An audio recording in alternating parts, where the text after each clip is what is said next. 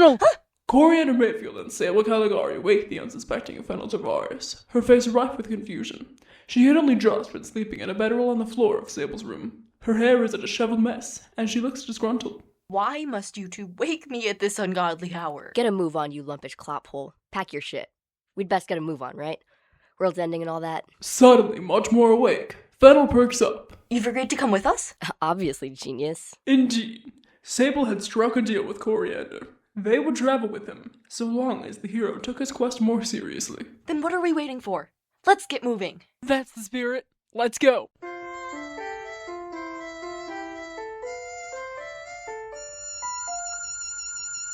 They travel on, only briefly packing a few trinkets, a foraging basket, a rusted compass, and a completed mask, before leaving the Caligari residence and continuing on their journey through the Greatwoods. The morning is still young as they travel on a thin, overgrown trail, the warm sunlight illuminating the forest. Sable jumps up, twirls in the air, and lands gracefully on a rotten log. So who are these allies of yours anyway? Huh? The allies you spoke of? You talked them up a lot. Sable continues to walk on the log, treating it like a game of balance. Oh, right. The Earthwakers. Alrighty, they're this semi-nomadic group, only 4 people, and they like to help people across the Greatwoods and the Hayless Plains. Well, the travelers they like, anyway. Oh, are you sure? Don't worry. They'll love you too. If you're my friend, they're going to like you. That's that. So, where's the roll call? Yes. Do we get to know who these allies are? Right. Well, you've got the Loon brothers, both Nexel. Torin Loon, the self-proclaimed leader of the Earthwakers. He's got a sharp mind, but he's so distractible. He dominates every conversation. He's got an owl companion, which I have my opinions about, and I think he'd cry if you didn't let him sing for you. Varys Loon, he's similar to his brother. More feminine, less dominating, but he can carry a party plenty fine.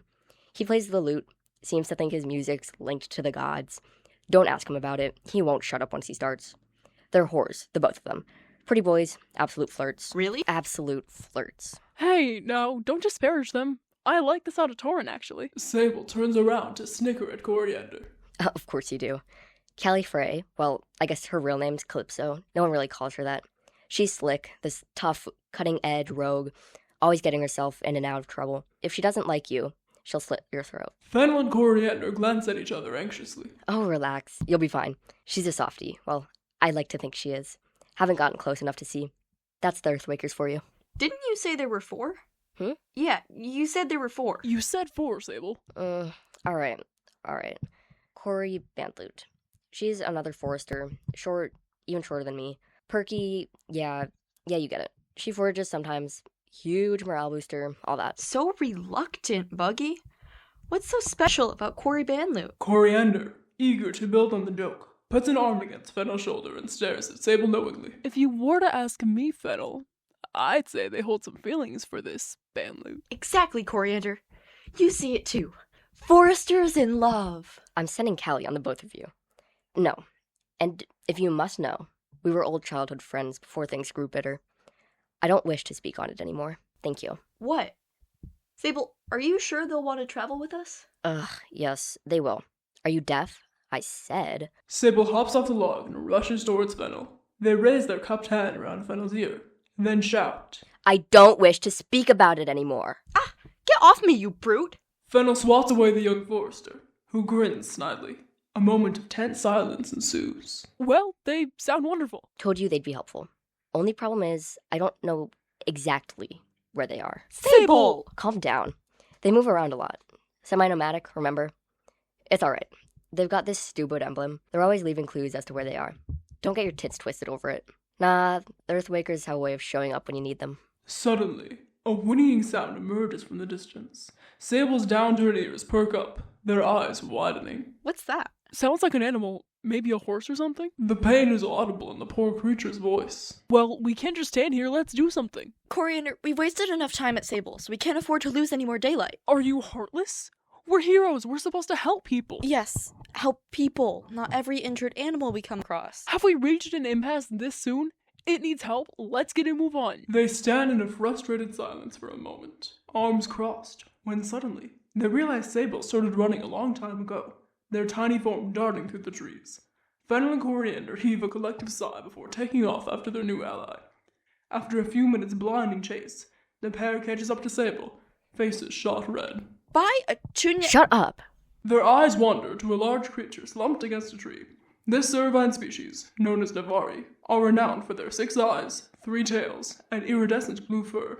It is said that they were born from the same ancestor as the Nexile, but this theory remains to be proved. This particular Navar has a gaping wound upon one of its legs, the gash running from its hoof to its belly. Blood mats the once pristine fur. Sable already crouches by the creature, a terrified look upon their face. FENNEL eyes the Navar with pity. Oh, poor thing. We have to help it. Come on, creatures get hurt constantly, especially in the shallow woods. It'll be fine. No. Sable looks upset, FENNEL. Why don't we just help it? It's the least we can do. Besides, it sounds like a quest of sorts. Indeed it does. It's our job. It is. Rule 2. Coriander pauses mid-sentence as he meets Sable's incredulous eye. Are you done? Yes, sorry. We need bandages. Bandages. I'm on it, Sable. Don't worry. Stay right here, alright? Comfort the Navar. FENNEL and I will gather cobwebs. We will? Coriander rolls his eyes at FENNEL and grabs her wrist. Yes, we will. Let's hurry. Now!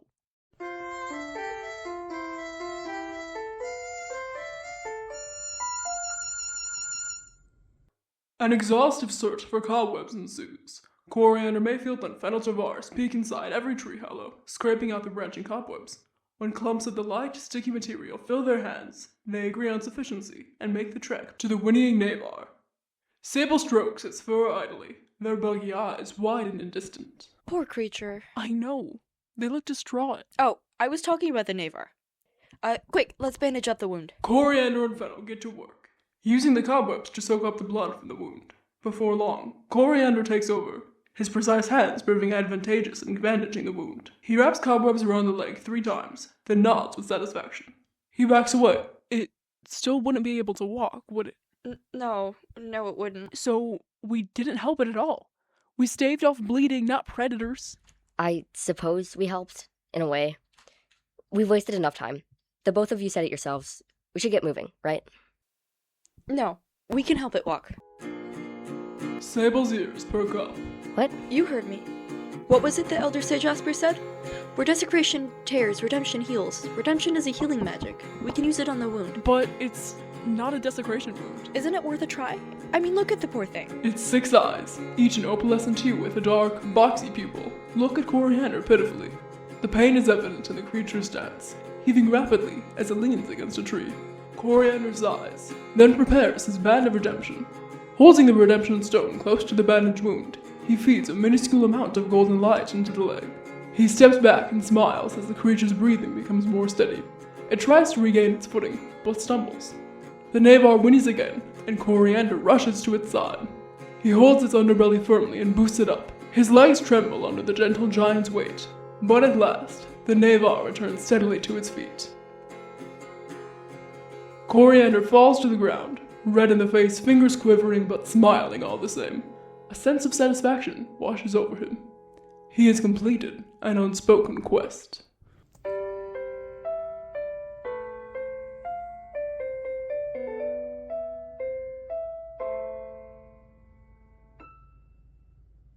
FENNEL and Sable hurry to the creature's sides. They support the Navar and help it walk. Slowly, step by step, the Navar regains its balance and is soon able to canter. It nuzzles Sable in the face with a wet nose. The Navar trots away, 3 tails swinging side to side, but it repeatedly glances over its shoulder to check if the trio follows behind. When it realizes they have not moved, it stays in place, eyes confused. What does it want, Sable? You know more about the Greatwoods animals than we do. The Navari species is wise. It could be trying to lead us somewhere. Might be wise to follow. What kind of folktale is this? Following a Navar for some long-buried treasure? Do I have to spell it out for you, Halfwit? Navari and Nexile have some sort of spirit link. 2 of 4 Earthwakers are Nexile. Do you see what I'm getting at? Coriander, FENNEL, and Sable walk alongside the Navar, carefully following its lead. FENNEL barely glances over her shoulder as they head deeper into the woods, scanning for any sign of the foul beasts of desecration. What you looking for, Fen? Those desecration beasts, if you must know. They fester in darkness. Keep an eye on the road, will you? Make sure you don't trip. Anyways, you're talking about smaller desecration varlets, 4 arms, yeah? FENNEL and Coriander exchange a surprised look. then nod. We call those Anapari. They've popped up around the forest in the last month or so, maybe. Annoying as shit. We sort of just wait them out. They always retreat. So, Armageddon's influence dates back further than Agnes's kidnapping. Keep note of that. We're cut out for a rough journey. Stay wary. The Navar finally arrives at its location, a gentle clearing. The scenery is lustrous and rich, the pale yellow-tinted grass just catching the rays of sun. Here, leaves start to sprout on the early spring trees, and a tiny creek rambles and flows between trees. Perhaps a small branch of the greater tributary nearby. The Navar stands proudly in the clearing, sunlight bouncing off of its iridescent blue fur. The hero glances around, and, albeit to the picturesque view, nothing signals is out of the ordinary. Pretty sight, isn't it? Now, let's keep moving. Sable attempts to leave the clearing, but the Navar whinnies in dismay. It grunts, nostrils flapping, and Sable turns to their head. Are you sure we're supposed to be here? The Navar remains firmly in place, hooves planted. Sable sighs and shrugs. Well, there has to be something here. You still trust that thing? More than I trust either of you. That hardly says much. You should hardly say much. Are we waiting around for nightfall, or can we begin searching?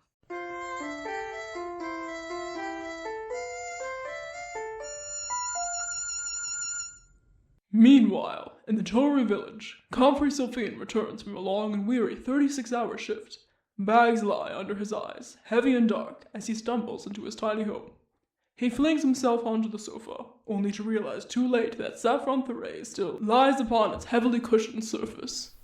Get off me, you imbecile! Fumbling in the dark, COMFREY manages to pull himself off of Saffron. He leans against the stone wall, glaring at his uninvited guest. Saffron grins at him cheekily. Told you I'd stick around. So, what'll it be, SYLPHINE? Will I be traversing these wilds alone, just a poor boy, left on my lonesome to die? Or will I have the brave and valiant COMFREY SYLPHINE by my side? I think you misrepresent which one of us will be brave and valiant. Perhaps. You'd be useful too, politician scholar. Well, I suppose. It doesn't matter anyways, I've made my conclusion. The slightest trace of fear flits across Saffron's eyes, but it is quickly replaced by confidence. Oh? Well, it'd be a shame to send you out there on your own, wouldn't it? And besides, I do appreciate my... He eyes Saffron up and down. culture. It's an hegemony of sorts, isn't it? Saffron hops off the couch and rushes COMFREY, thumping the poor young man thrice on the chest and letting out a deep-throated holler of celebration. COMFREY winces, then pulls away from Saffron. Glad you came to your senses, SYLPHINE. I knew you would. Oh, a traveling duo. We'll join Coriander and the rest. It'll be spectacular. I can already picture it. It's SYLPHINE. And no. COMFREY and Saff. Ah, but you're mistaken. Saff and COMFREY. A moment passes, and COMFREY outstretches a hand. Saffron shakes it with delight. A deal. Well, should we swing by your old place to pack up? No. Here will suffice, and besides, I'm sure we'll have ample supplies once we rejoin the party. Did you see everything that TORVARIS got carried? We should start walking. I suppose I wouldn't want to make a scene. But honey, I cannot believe you roped me into this. Oh, you'll be glad I did. You won't regret this. You won't regret this.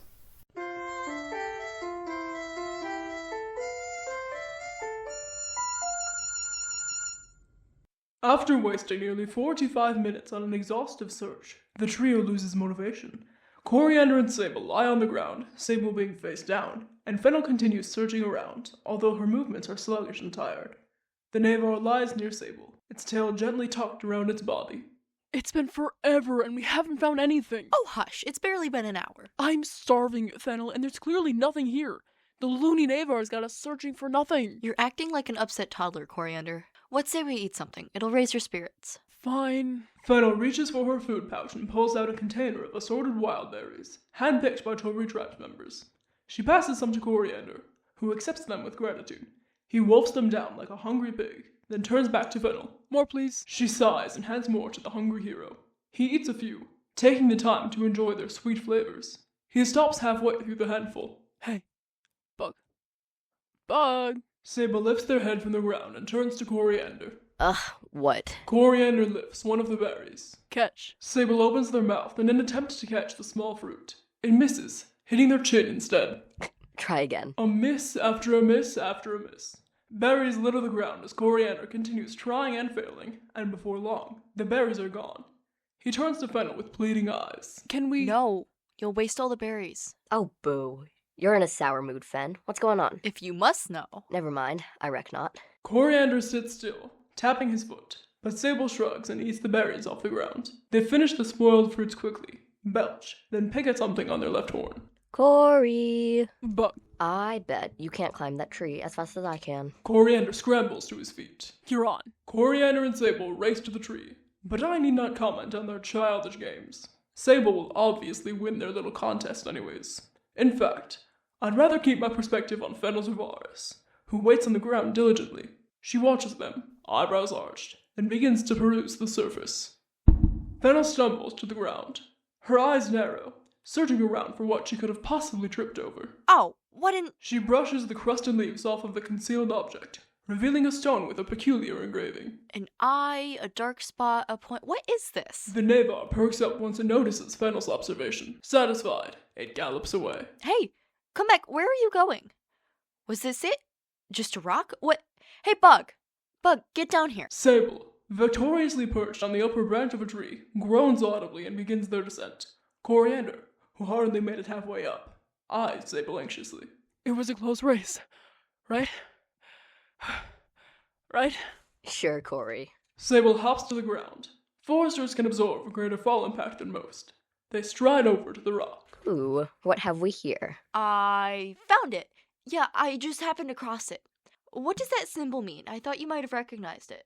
Oh, that's the Earthwakers emblem, alright. I'd recognize it anywhere. Sable narrows their eyes. They examine the symbol more closely, then glance at the sun, then look back at the symbol. See, its tail end is pointing northwest. Well, quit dallying. Let's start walking. So, they begin. I swear, Anatunya, do these damn Earthwakers already hate me? Of course they do. Look at your face. You know, Bug, if Coriander wasn't so adamant on pacifism, I'd kill you in your sleep. All right, Fennel. Too scared to do it awake, I see. Perhaps it's good Corey here is a pacifist. All right, Sable, just look at the damn symbol. Sable briefly examines this new symbol. Its tail end points west. They smile. Oh, those cheeky bastards. They've made a trail for us. West. They must be camped near Lover's tributary. Lover's tributary. Isn't that nearby? Exactly. If we hurry, we'll make it there before nightfall. Damn geniuses. Can't wait to meet them. Let's go.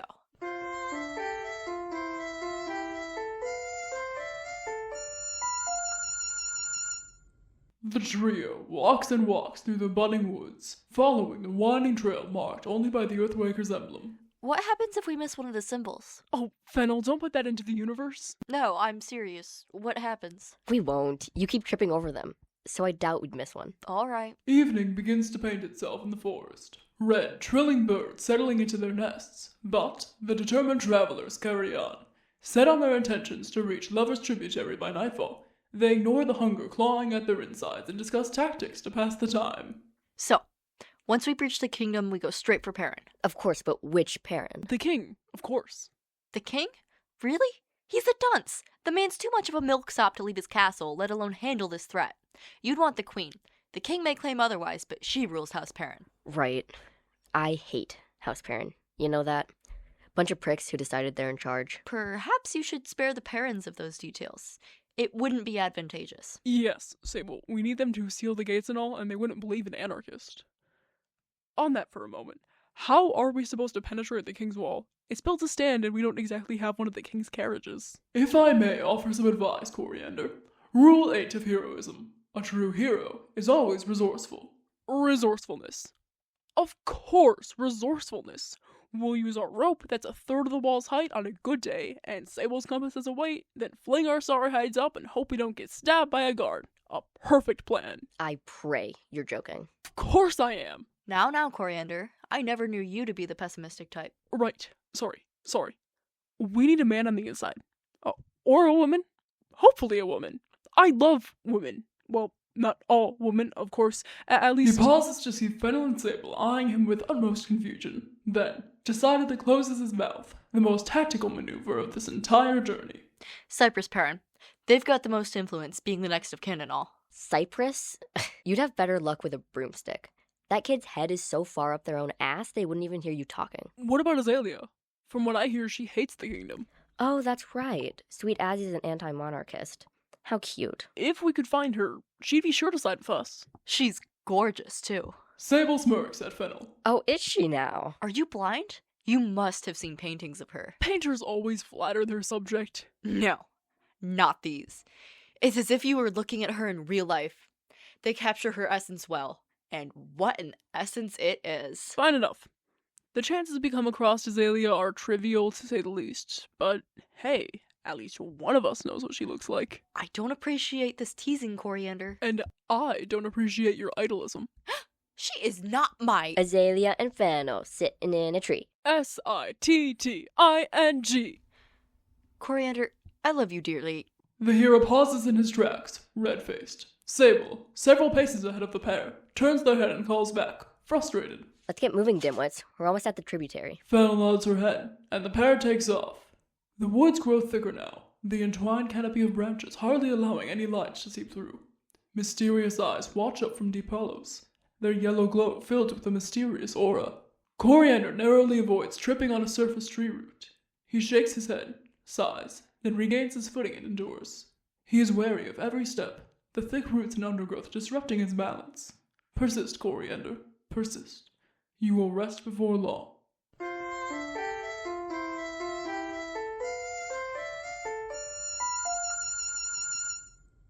As twilight sinks into the forest, the party approaches Lover's Tributary. 15 paces across and 10 deep, the eastern branch of the naked river has deep and calm waters. Reeds line the mossy riverbed, a lush home to gently croaking frogs the size of Coriander's palm. Luminous bugs dance across the tributary's navy surface. A short, rocky cliff lies on the other side of the water, smooth and gray and seemingly difficult to climb. But a fallen tree traverses the gap between the riverbeds and the cliffside, its sides buried and upheld by the earth. Perhaps a forester laid the tree here to rest, forming a makeshift bridge for the travelers to come. The trees on the other side of the tributary are towering, taller than anything Coriander had ever seen, and tightly packed together. Fennel and Coriander ooh and ah at the sight, and Sable wraps an arm around each of their shoulders. Ain't it pretty, boys? Fennel tuts in annoyance, Watch yourself, Bug. but her voice is soft. Even she is taken by the beauty of the tributary. Shall we set up our bedrolls by the riverbed? No one moves. They are all captivated by the beauty of their surroundings. Even Coriander is dazed as he watches a dragonfly-like creature drift over the water.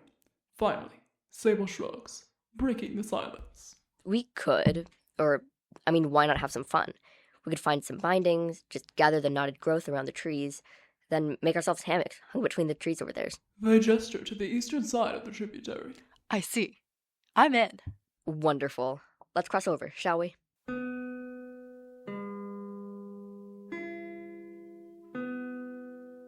Wordlessly, the party approaches the makeshift bridge.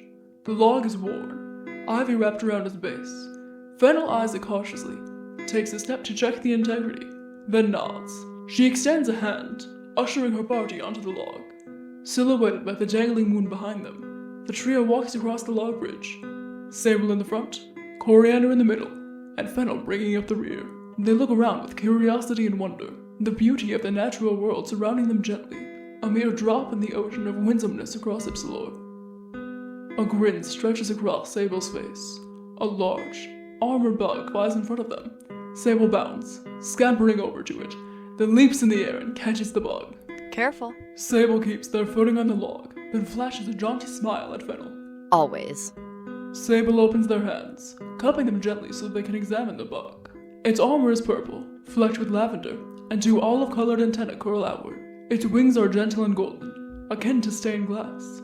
The bug's wings spread wide, revealing a luminous lantern abdomen. It perches its legs, flashes its lights twice, and flies away, joining its kin in the treetops where 1,000 bugs illuminate like fireworks. The trio pauses, gazing up at the spectacle. The night is peaceful, and they are exactly where they belong.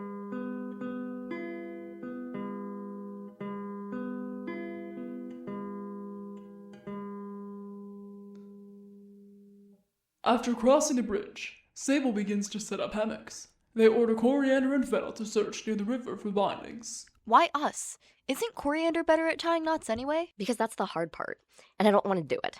Just bind branches off those willow trees over there, and don't complain about it. Weren't you just whining about not wanting to? Do as I say, not as I do.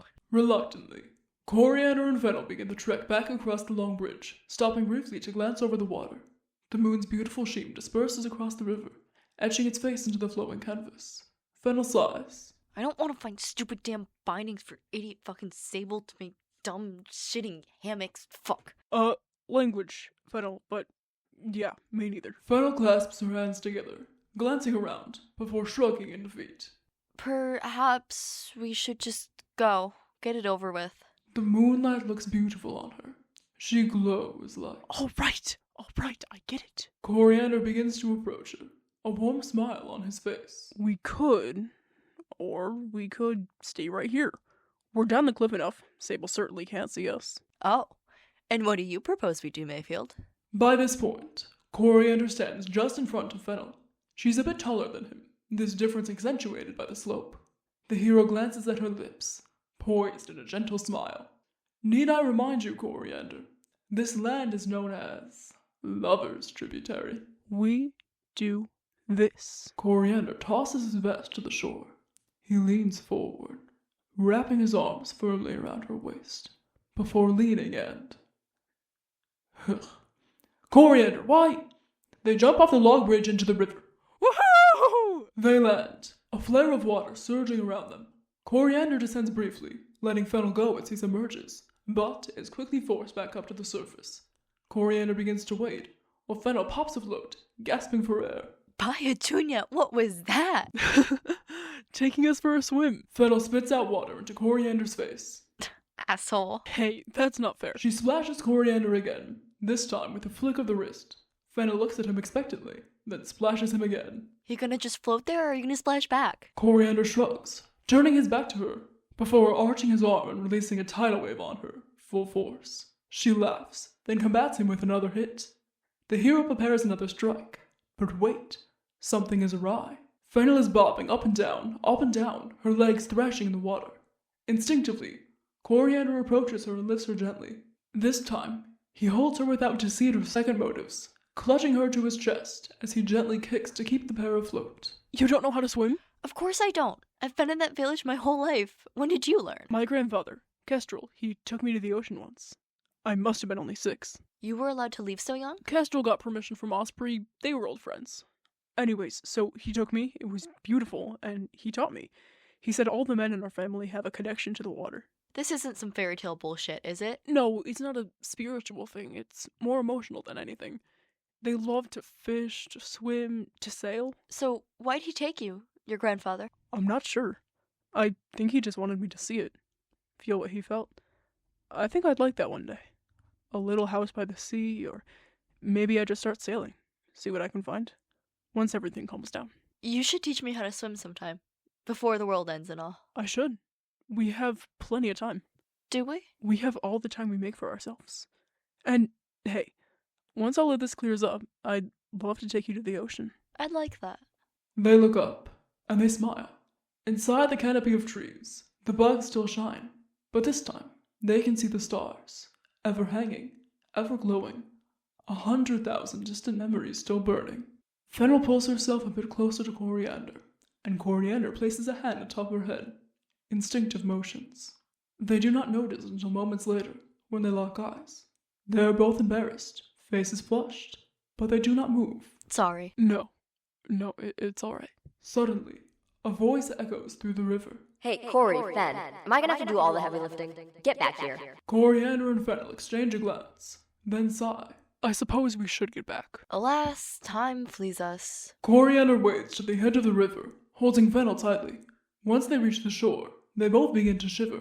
Coriander notices Fennel trembling under the early spring's chill, and he reaches for the overvest he threw ashore and wraps it around her shoulders. She nods a wordless thanks, and the two cross the mossy log once again. Fennel leads, walking slowly in order to take in the view.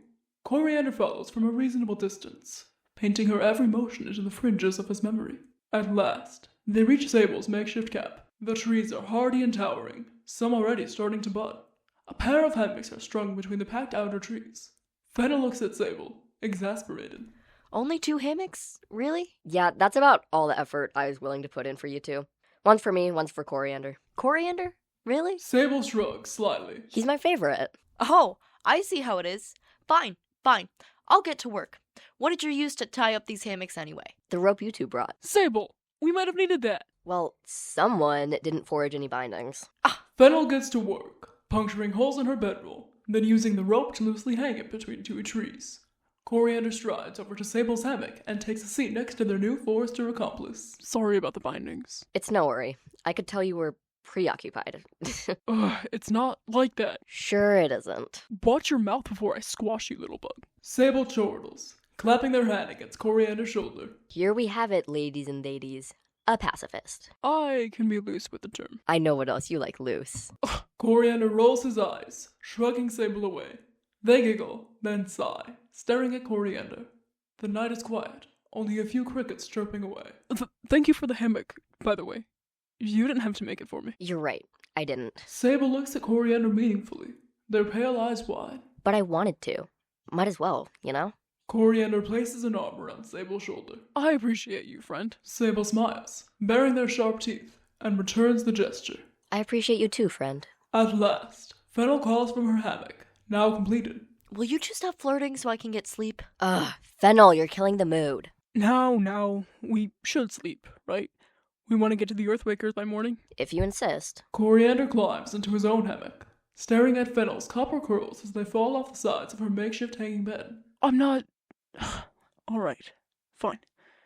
I hate that we got cut off. Damn, Sable. I feel like I should say something. Talk to her. Hey, Fennel? Fennel tilts around, opening one eye to look at Coriander. She smiles. Yeah? Good night. Good night, Corey. Fennel rolls over to submerge herself in sleep. Coriander smiles to himself. Then his face falls flat. Then he smiles again and begins to laugh. The night ahead is long, but filled with comfort. At last, Coriander Mayfield starts to feel truly at home with his party. For a man who had only known the Tory village his entire life, he has adapted well. I'm proud of him, but don't tell him that. He never shut up about it. Oh, the fledgling hero. I have a feeling he'll make this world proud, audience, and I hope he makes you proud as well. He's making great strides in this new, unfamiliar world. To send you off, I take you to the perspective of the kidnapped woman, Agnes Winrick. But this is the end of my role tonight. So long, my dear audience. Until next time. What? Where? You're finally awake! Arma. Did that man hurt you? He didn't hurt you, did he? His flesh will be first in my reign of... No, but thank you for your concern. Although shackles bind my wrists. I was a prisoner in my own flesh before, and these chains only solidify the notion. Oh, Arma, where are we going? The kingdom of summer. Distraction would be right to pardon me. Of course. I've only heard of the horrors that wait in the dungeons. My captor will torture me until my will breaks. I am sorry. Silence, Arma.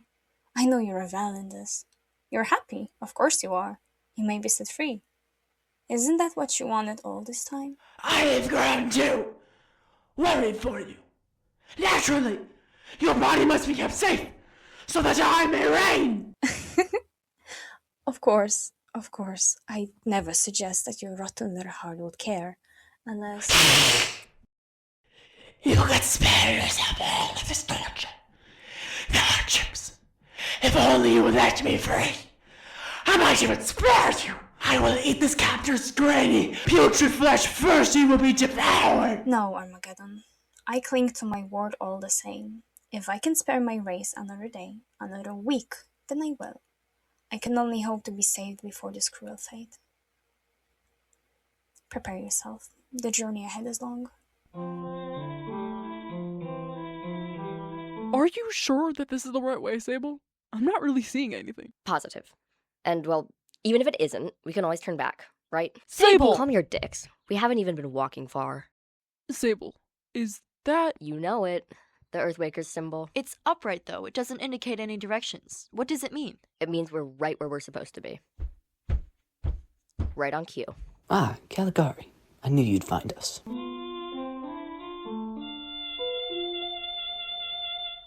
This has been Exploration, episode 6 of the Pacifist Arc. Coriander Mayfield, the narrator, and ARMAGEDDON were voiced by Soren Finch. Sable Caligari was voiced by Arlo Gabler. FENNEL TORVARIS was voiced by Stella. COMFREY SYLPHINE was voiced by Casey Jones. SAFFRON was voiced by Gavin. And Agnes Winrick and the ending credits were voiced by Weronika Mytlewska. Follow us over on YouTube and Spotify at Systemic Theory so you don't miss an episode. If you are interested in joining an up-and-coming community server for the show, check out the description of this video or contact @SwingSetLovers on Discord for details. Got any questions about the show? Email us at systemictheoryofficial@gmail.com. On behalf of Soren himself and the rest of the Systemic Theory team, thank you for listening to the show. The best thing you can do to show your support is spread the word about Systemic Theory. And when in doubt, a rusted spoon should do the trick.